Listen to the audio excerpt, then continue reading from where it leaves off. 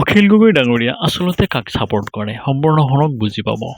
মই মিয়া ফিয়া কাৰো ছাপোৰ্টাৰ নহয়, মই মানুহৰ ছাপোৰ্টাৰ। মই মিয়া মানুহৰ ছাপোৰ্টাৰ নেকি? তো মনত ৰাখিব, 1 নম্বৰ কথা মই ট্ৰাইবেল মানুহৰ ছাপোৰ্টাৰ, 1 নম্বৰ কথা।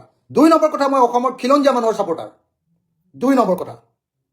3 নম্বৰ কথা, যদি ভাৰতীয় হয় আৰু যদি তেওঁলোকে আনৰ মাটি দখল কৰা নাই, চৰকাৰী মাটিত বসবাস কৰি আছে, যদি ভাৰতীয় হয় দেই, বিদেশী নহয়, মিয়া হওক বা বেংগলী হওক, বাঙালী হওক, যদি বিদেশী হয় নহ'ব, বিদেশী খেদিম।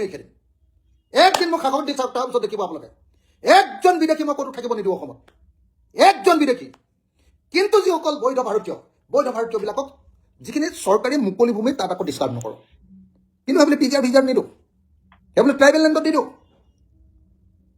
মোৰ কাৰণে হিন্দু মুছলমান একো নাই, মোৰ কাৰণে খ্ৰীষ্টান জৈন একো নাই, মোৰ কাৰণে বেংগলী মিয়া একো নাই, মোৰ কাৰণে মানুহ। কিন্তু কাক দিম? যে ভাৰতীয়, 1 নম্বৰ। আৰু ভাৰতীয় হ'লেও সেইবুলি আকৌ 6 শিডিউল এলেকাত পিজিআৰ আৰু ভিজিআৰ ভূমিকা থাকিব নিদিব। পিজিআৰ আৰু ভিজিআৰ চৰকাৰী বাকী আছে, দিম আমি, কিয় নোৱাৰিম? অসমত মাটি আছে, দিব পাৰিম। কিন্তু কেতিয়াও কোনেও নাভাবিব আপোনালোকে।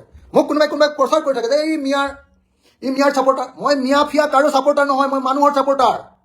স্পষ্টকৈ কৈ দিলোঁ, ভাৰতৰ সংবিধান অনুসৰি যি বৈধ ভাৰতীয়, তেওঁ বঙালী হ'লেও মই ছাপোৰ্টাৰ, তেওঁ বিহাৰী হ'লেও মই ছাপোৰ্টাৰ, তেওঁ নেপালী হ'লেও মই ছাপোৰ্টাৰ, তেওঁ মিয়া হ'লেও মই ছাপোৰ্টাৰ, তেওঁ মুছলমান হ'লেও মই ছাপোৰ্টাৰ, তেওঁ জৈন হ'লেও মই ছাপোৰ্টাৰ, সকলোৰে প্ৰতি মই ছাপোৰ্টাৰ।